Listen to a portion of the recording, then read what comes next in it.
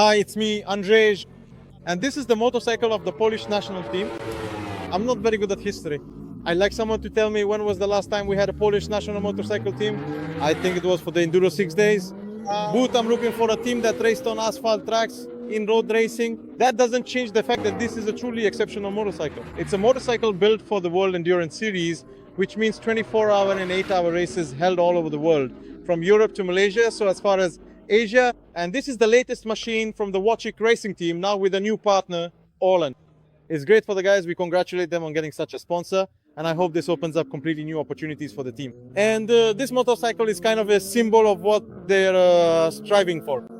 This is a machine built with absolutely top-of-the-line parts, which, as I mentioned in a previous piece, in many cases are practically impossible to buy. They're made to order. Here, the Kalex company is the latest, the newest gadget that the team is excited about. Gadget? A part meaning the Kalex triple clamps from a company that builds entire motorcycles for Moto2. The aforementioned Suter swing arm. How does it work in practice? I rode a motorcycle like this, not this one, because this is the newest one and it's still being broken in. It works incredibly well in the sense that the motorcycle is unbelievably easy to ride. I don't have much experience riding the best motorcycles in the world, because for that you need to test machines from WSBK or MotoGP. Such tests are incredibly rare these days, but I know someone who has ridden those motorcycles, and my colleagues have always told me that the fastest motorcycles in the world are actually the easiest to ride, that they have to be very easy to handle so you can get the maximum out of them. And that's exactly the case with this motorcycle. I got familiar with it after just 2 laps literally. I already knew exactly how to handle it.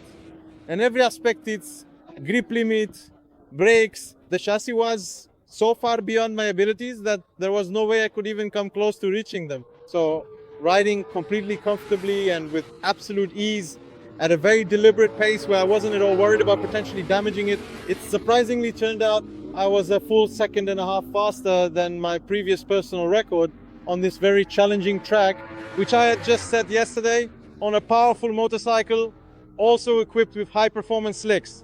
And that's truly remarkable. You get on the motorcycle and it turns out you're entering a corner. You think, oh damn, I'm definitely going into this corner too fast. You squeeze the brakes, and the motorcycle, there's no instability at all. It just does this. It brakes, sticks to the line, leans in, and goes. The engine is brutally powerful. I was worried that with this much weight, because this motorcycle is quite heavy, it wouldn't actually be that fast. But on the straights, it was catching up with many other bikes. But most importantly, I was riding on the gentle map, and it was, yeah, like a teddy bear. I already said I was riding and thinking, what a nice plush, very, very, very, very fast teddy bear. The throttle precision is incredible. The traction control is amazing. The grip itself, simply brilliant. I rode during other shoots or just talked with friends in the paddock. We paid attention to a few spots here in BRNO, for example. There's an uphill exit and there's a dip where everyone's rear end starts to slide out because, you know, the suspension is unloaded, compressed, and at that moment you get this jerking motion. Here, suddenly, that dip disappeared. I felt that I was going over it, but I could go full throttle and the motorcycle really twisting the throttle hard and the bike just woof. The suspension absorbed that bump, that unevenness, and just catapulted itself forward. It's unbelievable how easy it is to ride such a fast and top-tier motorcycle. And I think that's the secret of endurance racing. The motorcycle can't wear you out. Because if you have to ride it for 24 hours, and what's interesting is that 3 different people have to ride it for those 24 hours. So it has to be set up in a way that's fairly universal for everyone. It can't be exhausting, because if it were, the guys wouldn't be able to maintain the high pace they're capable of. If you're curious about more details regarding this motorcycle, feel free to ask questions. We'll be meeting with the Wacic racing team more than once. I hope I'll get to ride this motorcycle more than once, because the lap times just come on their own here, which is really... I thought I was going slow, but wow. That's what real fast riding on a motorcycle is all about. You feel like you're going slow, you feel like you're in the flow, and suddenly the lap times just show up.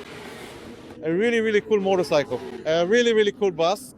It's actually funny how you sit here, and my belly gets in the way a bit, because the tank is bigger and set further forward. Ah! All good. Take care. Leave comments, ask questions. We'll be answering them. Bye.